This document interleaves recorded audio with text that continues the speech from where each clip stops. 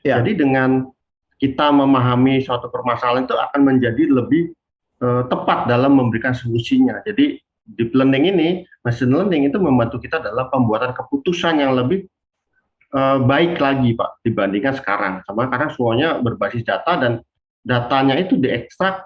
Kalau kita yang melakukan, kalau manusia yang melakukan data yang sangat besar itu dilakukan oleh manusia untuk mengolah data, otomatis kan ada suatu miss-nya karena manusia itu ada kelemahannya dalam masalah ketahanan, kemudian kelelahan dan sebagainya ya. Itu kedepannya dalam pembuatan keputusan, dalam menganalisa suatu event atau juga untuk menganalisa suatu kejadian itu menjadi lebih detail lagi. Jadi lebih karena data analitiknya itu akan menjadi lebih baik lagi gitu Pak. Cicol Digital Yours. Berbicara masalah tren teknologi, kita semua sudah banyak sekali mendapatkan informasi tentang AI, cloud, kemudian IoT, ada machine learning, big data analytics, apalagi social media, dan juga mungkin yang bentar lagi akan kita rasakan adalah tren 5G sebelum kita memasuki generasi-generasi berikutnya. Nah, dengan adanya teknologi tersebut, kita semua sebenarnya dibikin tercengang ya, betapa dunia ini akan menjadi pintar gitu. Walaupun dalam beberapa case kita masih belum menemukan secara nyata skenario-skenario yang sudah banyak disampaikan oleh beberapa pakar, beberapa pelaku industri. Tetapi apapun kita boleh optimis bahwa dengan adanya teknologi-teknologi tersebut, seperti tadi saya sebutkan, ada cloud, AI, big data analytics, IoT, sampai dengan machine learning, dan barangkali nanti ada AR, VR, dan 5G, dunia ini akan semakin terkoneksi atau super connected, kemudian juga akan menjadi pintar.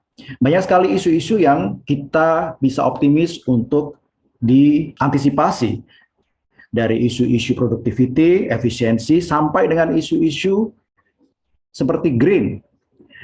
Konon teknologi-teknologi ini akan mampu menjadi solusi bagi tercapainya dunia yang hijau, dunia yang pintar, dunia yang efisien, dan dunia yang lebih baik daripada sekarang. Tapi ada satu hal yang kita selalu ingin paham ya, karena AI, cloud, kemudian machine learning, IoT, pada saat ini masih dalam tataran jargon-jargon, walaupun kita sudah setengah mempraktekannya, karena belum total semuanya. Nah, belum kita mengetahui secara detail nih teknologi-teknologi yang baru ini, penerapannya seperti apa secara total, sudah muncul lagi istilah-istilah baru di dunia teknologi ini. Salah satunya adalah deep learning. Ketika saya mencoba untuk browsing-browsing, kayaknya menarik banget nih deep learning.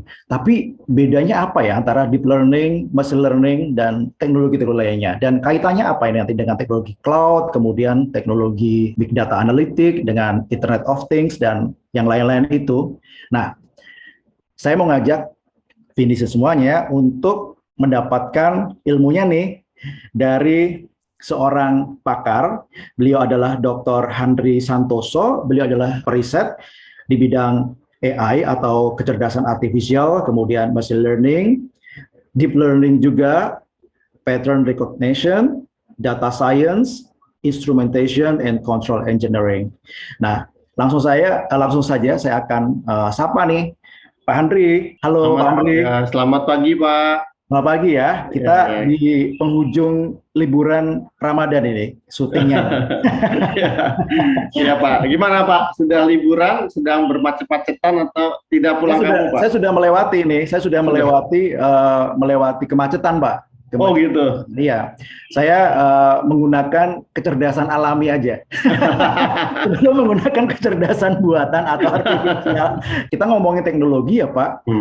Apa yang saya lakukan itu barangkali mungkin di kemudian hari akan bisa dibantu nih dengan teknologi-teknologi. Apalagi kita akan bicara masalah AI, kemudian masalah machine learning, masalah big data analitik. Barangkali nanti kalau semuanya sudah teroptimalisasi, tiap orang bisa memperkirakan, oh saya harus pergi sekarang gitu, oh saya besok gitu, biar lalu lintasnya lancar gitu, atau Ya. saya harus melewati ke sini karena di sini udah lancar, atau apalagi banyak sekali hal-hal yang bisa kita lakukan yang membuat kita itu, menurut saya nih, menurut bacaan saya, nanti saya konfirmasi ke Bapak, itu akan menjadi lebih mudah, lebih efisien, lebih produktif, lebih hijau, dan lebih baik lah intinya. Nah, Pak, tadi di awal saya sudah bilang bahwa tren teknologi dunia ini kan ada di seputaran social media, kemudian ada cloud, kemudian ada artificial intelligence atau kecerdasan artifisial, kemudian ada machine learning, ada Internet of Things, kemudian kita juga baru-baru ini menjelang era metaverse atau gigaverse, kita banyak disodori tentang wacana, atau bahkan mungkin bukan wacana lagi, sudah beberapa praktek-praktek metaverse, sudah metaverse. Nah, ada satu hal nih yang saya tertarik banget, itu tentang deep learning. Di satu sisi ada informasi yang mengatakan bahwa dengan deep learning ini maka cara belajar, cara menganalisis, kemudian resultnya pun ini akan lebih mendalam. Tapi saya masih belum paham itu.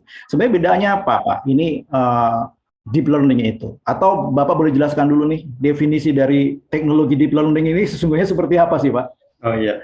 Baik Pak Bem, jadi sebetulnya tadi saya mancing pertanyaan ke Pak Bem ya, tentang mudik itu sebetulnya adalah pencarian pola kan Pak, pencarian pola, pattern recognition. Jadi kita bisa memprediksi, kayak Bapak sudah punya pengetahuan ini. Kalau kita ngomong kan masalah pengetahuan itu berasal dari data Pak. Data itu diolah jadi informasi, menjadi pengetahuan, kemudian menjadi suatu wisdom, kearifan gitu. Nah, deep learning itu sebetulnya bagian dari pembelajaran machine learning Pak. Jadi ini adalah bagian sub bidang dari machine learning. Pak Bem sudah cerita tentang apa itu machine learning, apa itu artificial intelligence. Jadi sebetulnya kalau kita lihat petanya AI ini, artificial intelligence itu lebih luas, kemudian masuk ke subnya machine learning. Nah, deep learning itu lebih spesifik lagi, itu bagian daripada machine learning. Nah, ini sebenarnya algoritma ini terinspirasi dari struktur dan fungsi otak yang ada di manusia gitu Pak. Karena kalau kita lihat kan otak itu berlapis-lapis Pak ya, untuk mengolah suatu informasi. Nah, di deep learning itu sama Pak. Deep learning ini juga suatu metode, kalau kita gambarkan dia suatu jaringan, itu jaringannya berlapis-lapis gitu Pak. Makanya disebut dengan deep, karena dia mengekstrak suatu information itu dari suatu raw data, dari suatu data, diekstrak menjadi suatu fitur Pak, kemudian baru menjadi suatu information. Jadi kenapa kalau kita perhatikan sekarang, kenapa artificial intelligence ini kayaknya menjadi suatu hot topic ya Pak, topik yang sangat hot di era sekarang ini, karena salah satunya adalah karena adanya dikembangkannya algoritma deep learning ini Pak. Itu adalah salah satu kenapa. Sebenarnya AI itu sudah lama ya, kita kenal sejak zaman terkenal tuh waktu kita Perang Dunia Kedua, waktu Alan Turing dengan mesin Enigma-nya itu memecahkan kode sandi dari tentara Jerman, dan itu kita bisa lihat hasilnya bahwa dengan ditemukannya algoritma artificial intelligence untuk memecahkan kode tentara Jerman, itu perang bisa selesai dalam waktu 3 tahun. Wow. Jadi sebenarnya AI itu udah lama ya Pak ya? Betul Pak. Teknologi AI udah lama dikembangkan ya? Betul, tapi ya karena terus berkembang, kita ingat machine learning itu sebenarnya masih di tahun 90-an ya Pak. Okay. Nah, deep learning ini dikembangkan atau menjadi berkembang itu di tahun 2012. Jadi dari situlah kita mulai sekarang merasa bahwa manfaat daripada kecerdasan buatan itu diimplementasikan, terutama karena munculnya deep learning ini Pak. Oke. Jadi ini barangkali mungkin mengikuti dari era big data kali Pak ya? Betul Pak. Betul Pak. Karena kan sekarang ini kita perhatikan bahwa aktivitas kita di dunia maya itu kan sudah menghasilkan data yang sangat besar ya Pak. Dan orang melihat bahwa data ini adalah next bisnis setelah oil and gas ke depannya, seperti itu. Ya, nah, oil ya kata orang-orang ya Pak. Ya, era setelah oil and gas adalah data. Tetapi kemudian kita perhatikan juga, ini kita belum masuk ke era IoT ya Pak. IoT masih belum menjadi suatu hal yang umum ya. Mungkin kalau di luar negeri mungkin sudah semua terkoneksi, semua kendaraan, meja kursi kita sudah ada terkoneksi ke internet. Kita tidak bisa bayangkan jumlah data yang di-generate setiap detiknya, setiap saatnya itu berapa banyak data. Nah, itu perlu suatu algoritma mampu mengolah data yang sangat besar seperti itu. Nah, salah satunya adalah deep learning ini, Pak, yang mampu mengolah data yang sangat besar dan mampu mengklasifikasikan bermacam-macam objek yang berbeda sampai ribuan tipe objek yang berbeda seperti itu, Pak. Nah, Pak, deep learning sama machine learning sepintas kan sama ya, Pak. Bahkan saya Betul, memahami sesuatu yang sama gitu. Betul, Pak. Nah, sebenarnya perbedaannya di mana? Dan ya kalau kita dengar kata deep aja artinya kan ini lebih mendalam. Betul. Nah, bedanya apa sih Pak antara deep learning sama machine learning? Tapi sebelumnya mungkin bisa disampaikan dulu keunggulan atau benefit atau apa manfaat dari deep learning ini sendiri apa? Ya. Jadi kelebihan daripada deep learning itu pertama adalah kita dalam memproses data yang sangat besar itu, di situ kelebihannya karena permasalahan di dalam machine learning itu biasanya kita punya kendala namanya course of dimensionality ya. Kalau datanya terlalu besar banyak, variabel datanya terlalu banyak, itu terjebak dalam kutukan dimensi, Pak. Kayak kutukan dimensi itu kalau kita ibaratkan gini, Pak.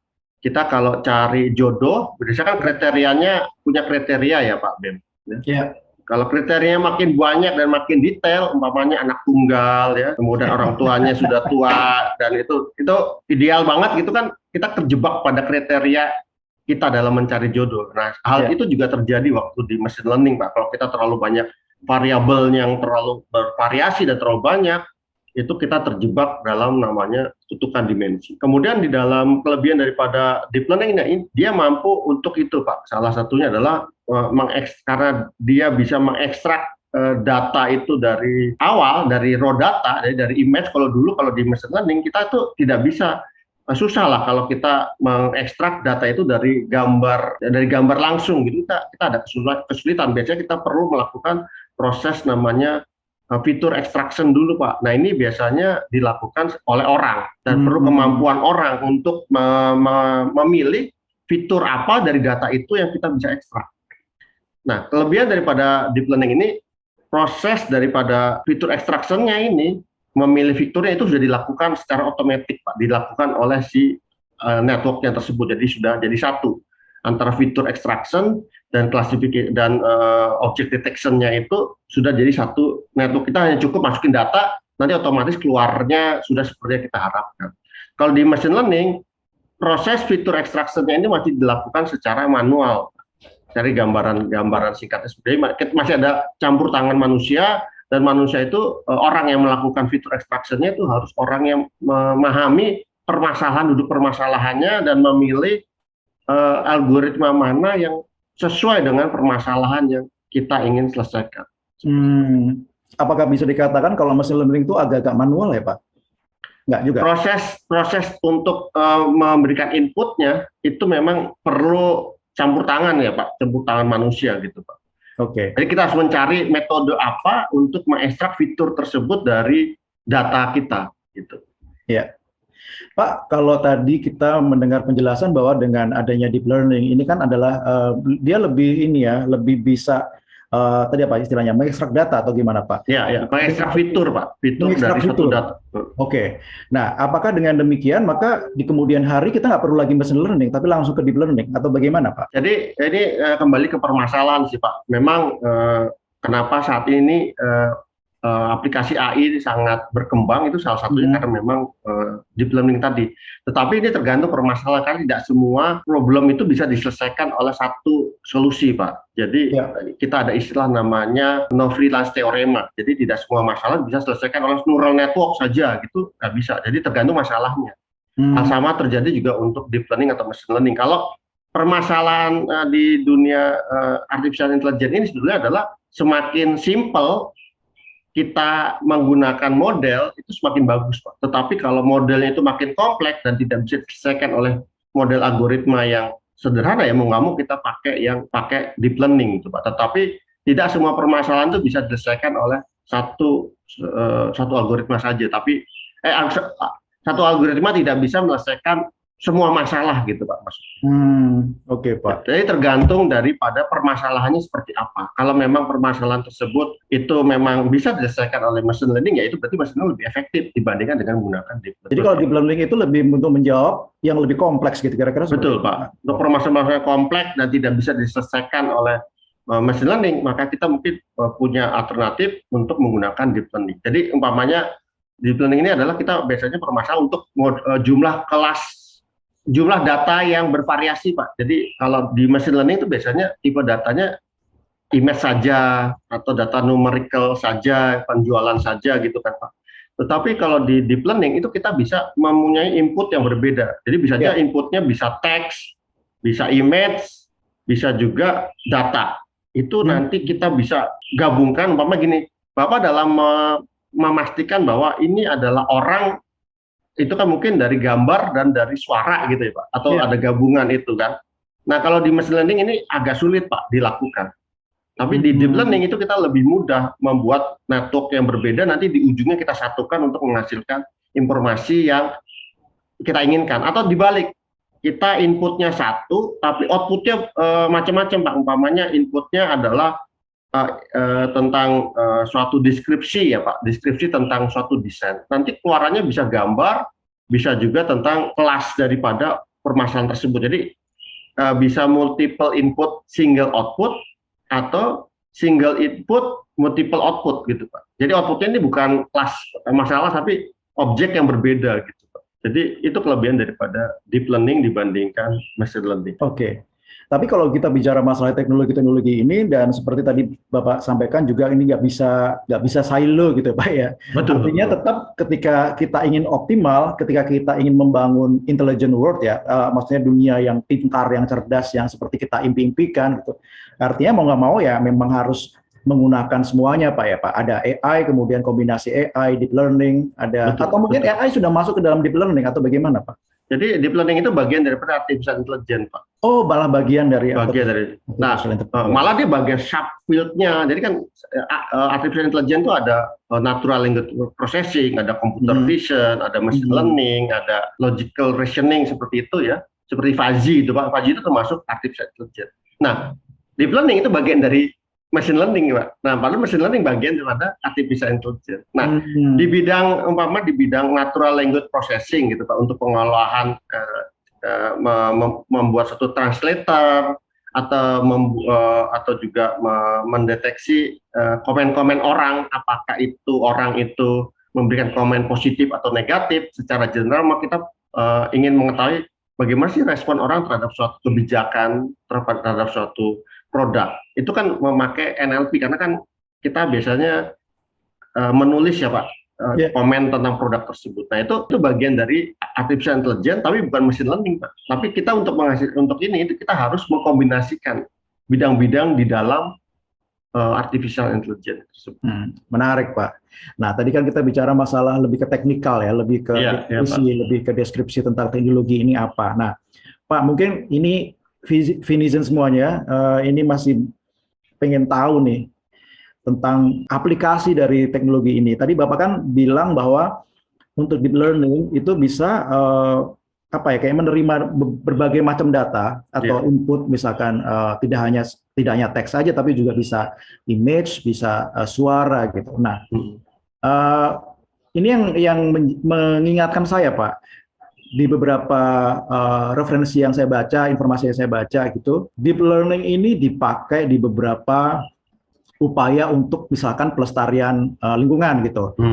Kalau nggak salah ini ada salah satu hewan langka di Bali, jalak Bali atau saya mungkin salah ingat, tapi sepertinya jalak Bali, atau mungkin orang utan di Sumatera gitu menggunakan teknologi deep learning. Kita menggunakan teknologi deep learning untuk memantau berapa jumlah satwa yang masih ada, kemudian bagaimana attitude mereka, perilaku mereka, dan bagaimana mungkin itu nanti akan menjadi satu solusi ketika kita ingin menjaga kelestariannya gitu. Nah, kayak gitu itu atau bagaimana Pak? Atau mungkin ada aplikasi-aplikasi lain yang Bapak bisa share ke kita, yang biar kita paham nih, kira-kira fungsinya apa sih deep learning buat kehidupan kita sehari-hari gitu? Iya. Mungkin kalau yang saya jelaskan yang makhluk binatang langka seperti jalak Bali gitu Pak, yang populasinya sudah mulai sedikit gitu kan Pak. Gimana kita membedakan dengan jalak biasa gitu Pak? Mungkin kalau dari bentuknya, kalau kita dari gambar saja, kita ekstrak mungkin tingkat akurasinya mungkin tidak sebaik umpamanya kalau kita gabungkan antara gambar dan suara gitu, jalak Bali dengan jalak yang Wah, biasa gitu ya. Jawa gitu kan pasti suaranya Iya, beda ya Pak. Apalagi iya, penggemar burung ya, burung-burungan tuh pasti tahu. iya. Nah, mungkin dengan deep learning kita bisa menggabungkan tuh Pak antara gambar dengan suara. Nah, itu akurasinya itu akan meningkat. Karena kan kita sebetulnya artificial intelligence itu sudah meniru kemampuan manusia sih Pak Ben. Kan kita Hmm. cara berpikirnya itu kan sudah coba ditirukan oleh model algoritma. Kemudian aplikasi apa lagi yang akan bisa dikembangkan? Yang pertama adalah umpamanya untuk mendeteksi suatu di kerumunan orang, umpamanya kan biasanya kalau di kerumunan itu kita di bandara, di pelabuhan atau juga di suatu keramaian demo, kita bisa mendeteksi umpamanya orang yang ada di suatu database yang kita cari DPO gitu Pak, si Ya. provokator gitu kan, yang ini orangnya selalu muncul di setiap demo gitu kan. Itu kita bisa lihat aja di setiap demo itu orang ini muncul berapa kali sih, itu kita bisa deteksi. Atau juga untuk itu dari sisi keamanan. Kemudian kalau dari sisi aplikasi umpamanya kita di Jakarta ini punya jalur sepeda ya Pak ya. Umpamanya ini saya dengar juga DKI lagi tertarik untuk mengembangkan di jalur sepeda itu siapa saja sih yang menggunakan gitu kan. Apakah efektif kebijakan membuat jalur sepeda di suatu kota? Jangan-jangan yang lewat bukan sepeda, tapi ojek di situ lebih banyak. Kemudian juga tadi yang saya sempat singgung dengan deep learning, dengan algoritma artificial intelligence dan deep learning ini, kita juga umpamanya dalam melihat respon orang terhadap suatu produk, itu kita ingin melihat bagaimana responnya positif atau tidak. Itu kita kalau Bapak pernah dengar tentang sentimen analisis, itu salah satu aplikasinya. Kemudian juga yang menarik ini sebetulnya juga untuk masalah kreativitas Pak Ben ya. Jadi saya tertarik juga bahwa umpamanya kita kalau pergi ke seorang developer atau orang desainer, saya mau minta ini, tolong dibuatkan ya desainnya seperti itu kan. Mas saya ingin rumah kamarnya seperti ini, kamar mandi seperti ini dan sebagainya. Nah, itu kan deskripsi dalam bentuk teks.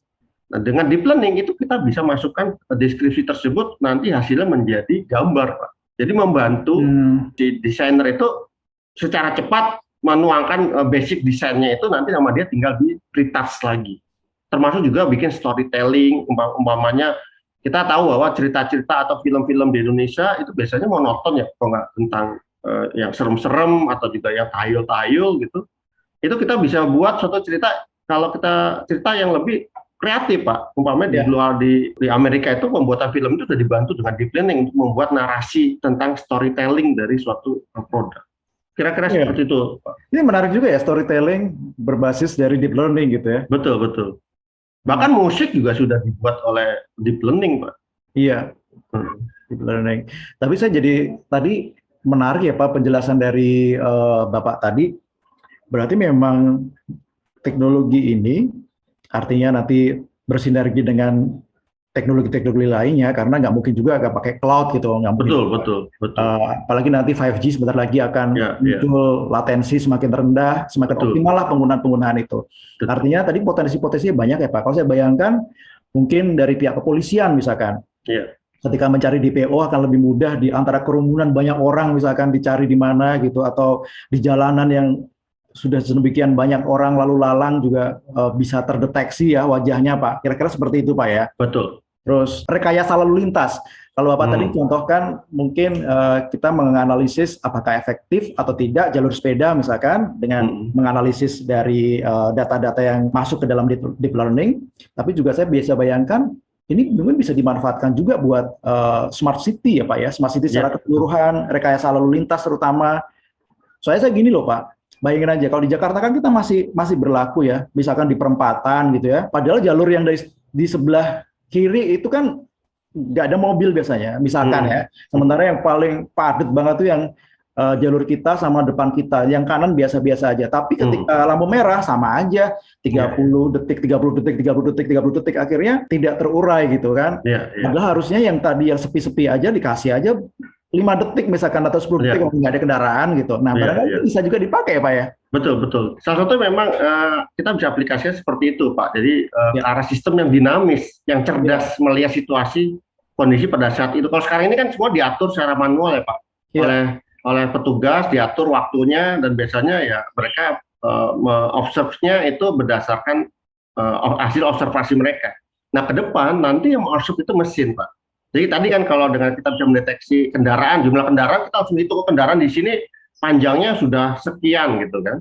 Otomatis yang di sini nanti langsung menjadi feedback bagi sistem untuk mengaktifkan lampu lalu lintas lebih lama dibandingkan dengan arah lainnya. Itu bisa sih, memungkinkan seperti itu, Pak. Iya, Tinggal memang sekarang ini kita memang yang dibutuhkan tuh kreativitas, Pak.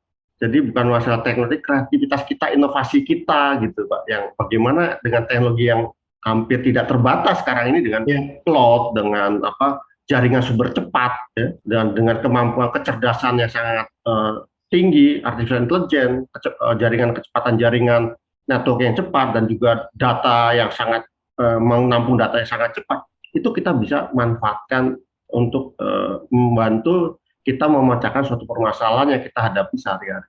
Iya, tapi Pak, jadi ada satu benang merah yang mungkin bisa saya ambil di sini. Kan kadang-kadang orang mikirnya bahwa dengan adanya teknologi ini manusia menjadi tidak berguna gitu. Artinya teknologi lebih cerdas daripada kita.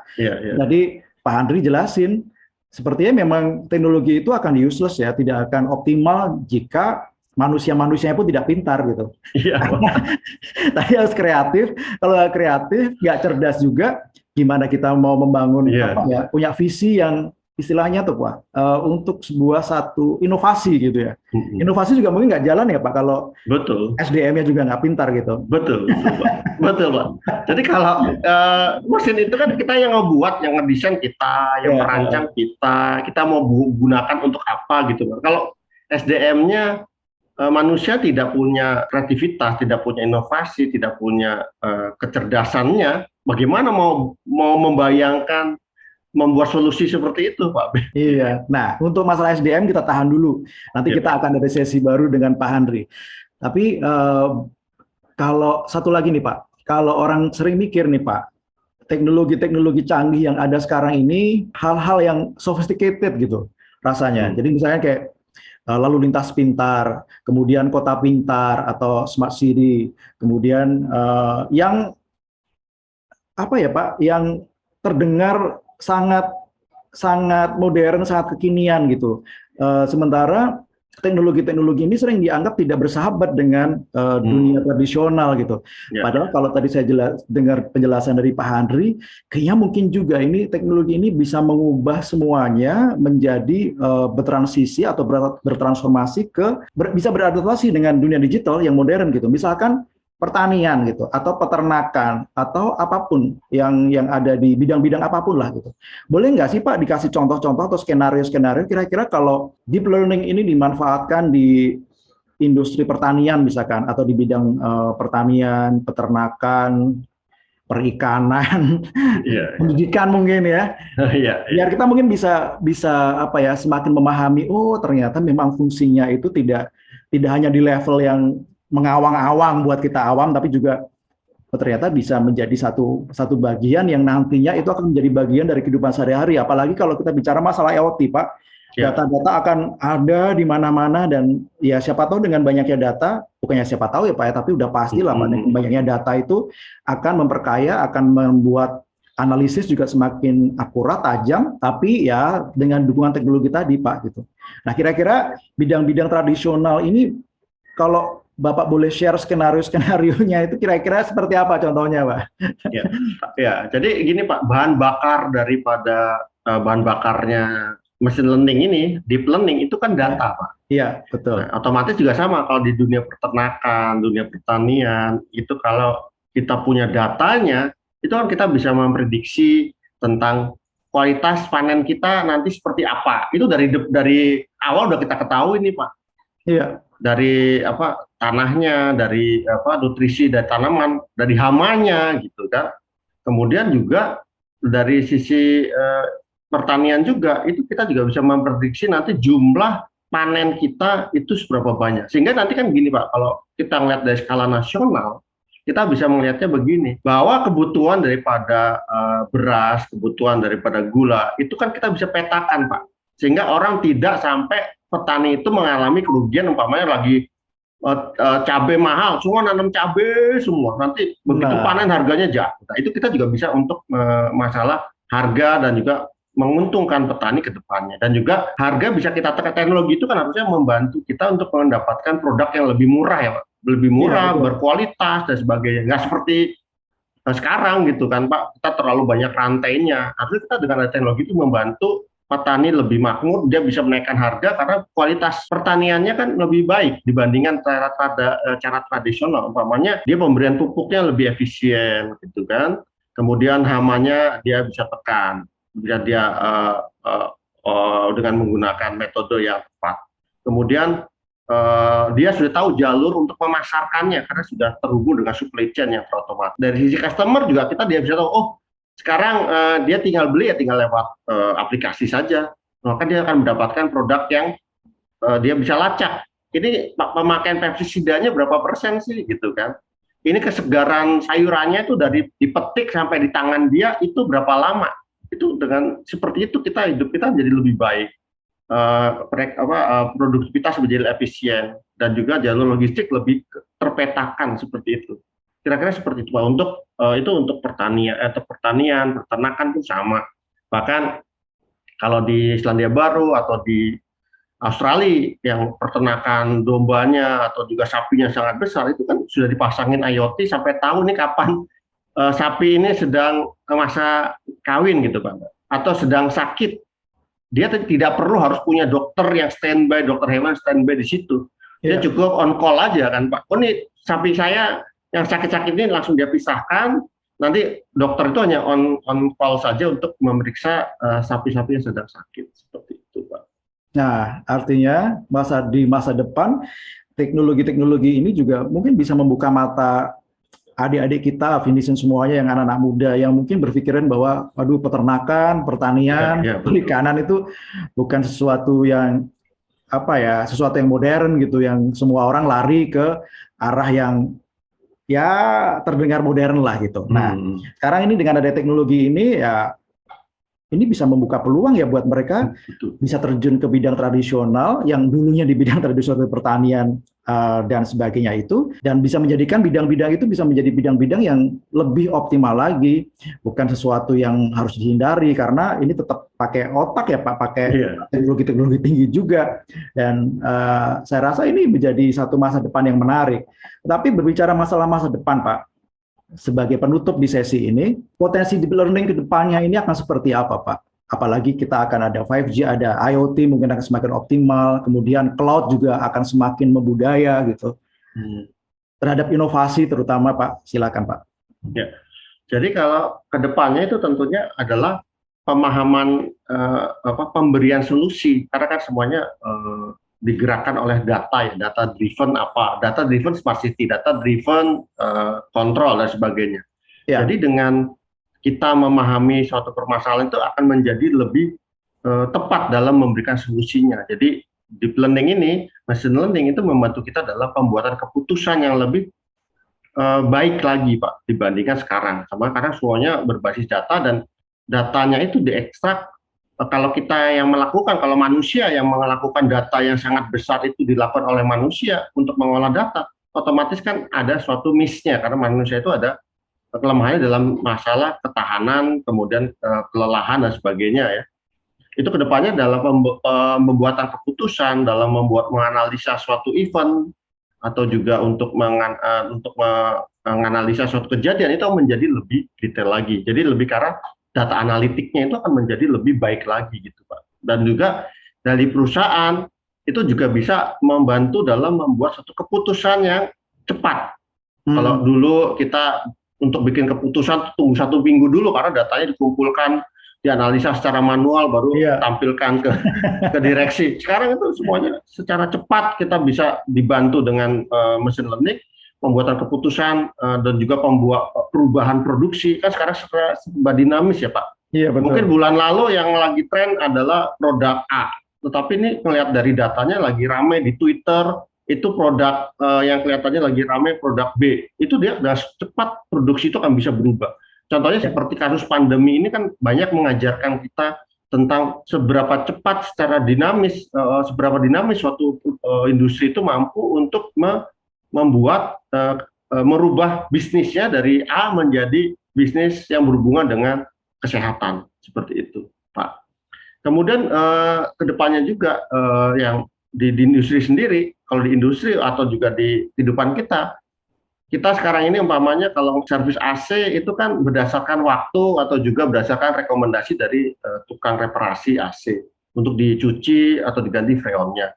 Ke depan itu kita dengan teknologi ini kita mampu memprediksi kapan sih ini harus ganti AC, kapan harus dibersihkan, atau kapan suatu peralatan itu akan rusak. Tapi juga sampai detail spare part apa yang harus dibeli. Jadi otomatis kita ke depan sudah tahu dari cash flow-nya ini peralatan-peralatan ini memerlukan spare part A, B, C yang dibutuhkan dalam waktu 1 bulan ke depan atau 2 bulan ke depan. Otomatis kan kita cash flow-nya itu tidak nganggur ya Pak. Mau kita beli membeli peralatan membeli stoknya, kita stok dulu nih, karena kalau ini sampai ada kegagalan kita berhenti produksi. Nah itu nggak perlu sampai seperti itu. Nah itu banyak hal yang sudah inovasi kita, termasuk juga dunia kedokteran, kita juga bisa kita kembangkan suatu simulasi di bioinformatika. Itu kan salah satu adalah bagian keefektifan daripada suatu obat itu diberikan kepada pasien, itu bisa kita prediksi hasilnya. Dan mungkin kedepannya kita saat ini kan ada obat-obatan untuk penyakit kanker, penyakit HIV belum ditemukan. Kenapa itu tidak kita implementasikan dengan menggunakan machine learning, deep learning untuk membantu kita menemukan solusi daripada permasalahan yang saat ini kita sampai sekarang belum kita selesaikan gitu. Iya. Termasuk juga mungkin demam berdarah ya Pak, itu menjadi polemik kan. Itu udah berapa puluh tahun demam berdarah di Indonesia belum ditemukan obat. Seperti itu. Iya, berarti dengan deep learning kemudian ada sebuah solusi ya Pak ya? Iya, betul Pak. Oke Pak Andri, thank you banget ini. Perbincangannya sangat menarik dan saya rasa ini Vincent akan happy karena mendapatkan insight yang luar biasa nih dari Pak Andri tentang deep learning dan juga pentingnya terintegrasi antara deep learning dengan teknologi-teknologi lainnya yang memang sudah menjadi keniscayaan ya Pak sekarang. Nah sekarang PR-nya tinggal kepada anak-anak muda sekarang yang kita harapkan bisa mengembangkan solusi-solusi cerdas berbasis teknologi ini. Silahkan nih dikembangkan nih teknologi deep learning dan teman-temannya ini sehingga bisa menjadi sebuah solusi tidak hanya buat enterprise, tidak hanya buat retail, tidak hanya buat lalu lintas, traffic, tapi juga bisa dikembangkan untuk semua bidang sehingga pelaku industri di semua bidang, baik itu petani, nelayan, atau kita jualan kopi, jualan baju, bahkan mungkin bisa memanfaatkan ya Pak kelebihan atau keunggulan yang ditawarkan oleh deep learning dan teknologi-teknologi yang menyertainya, sehingga bisnisnya udah pasti akan optimal, nggak akan capek-capek lagi nganalisis satu persatu, butuh waktu berminggu-minggu untuk mendapatkan sebuah kesimpulan yang mendorong sebuah keputusan, artinya keputusan akan semakin cepat. Dan ayo nih PR-nya ada di tangan anak-anak kita sekarang, Pak, adik-adik kita ini yang saya rasa cerdas banget, karena kalau kita tahu udah ada berbagai aplikasi yang bisa menjadi solusi di bidang kesehatan, kemudian kita juga udah enak banget di bidang yang lain-lain lah gitu. Nah sekarang tinggal bagaimana kita mendorong lebih banyak lagi solusi-solusi yang diciptakan oleh adik-adik kita dengan menggunakan deep learning, cloud, kemudian big data analytics, machine learning, dan sebagainya. IoT nanti sudah semakin membudaya. Manfaatkan ini semuanya agar seluruh bangsa semakin efisien, bahkan semakin sejahtera barangkali, dan lingkungan juga akan semakin hijau. Ciptakan inovasi yang tak terbatas karena teknologi sudah ada dan bisa menjadi enabler-nya. Kira-kira seperti itu Pak ya? Ya benar Pak. Ya, oke Pak, thank you banget perbincangannya kali ini. Vincent, demikian tadi obrolan kita tentang deep learning, tapi juga tadi kita mendengar banyak hal tentang teknologi lainnya seperti big data, kemudian ada machine learning, ada AI. Tadi Pak Andri juga sudah menjelaskan kira-kira ternyata memang deep learning ini bagian dari machine learning, dari artificial intelligence ya, kita baru tahu sekarang, tapi kalau mungkin Vincent sudah pada tahu semuanya. Dan ini juga tadi membuka gambaran kita bahwa dengan teknologi ini membuka peluang bagi kita untuk bisa berinovasi ke depannya, menciptakan sebuah solusi-solusi baru berdasarkan teknologi tersebut, sehingga visi atau bayangan kita bahwa dunia akan makin pintar itu yang memang benar-benar akan ada gitu. Oke, kita akan berjumpa lagi dengan Pak Andri di episode berikutnya, tentunya dengan topik yang mungkin masih serupa tapi dengan angle yang berbeda. Jadi nanti kita akan ngobrol lagi dengan Pak Andri Pak di sesi berikutnya Pak. Oke, terima kasih banget Pak Andri. Sehat-sehat sama-sama. selalu. Iya. Oke, makasih Pak Bem. Makasih, dan buat Vinison, sehat-sehat juga, dan salam sejahtera, salam kebaikan, dan semoga kalian semuanya makin bisa lebih baik dari hari ke hari. Thank you. Bye. Oke, makasih Pak. Makasih, Bapak. T-Talk Digital Yours.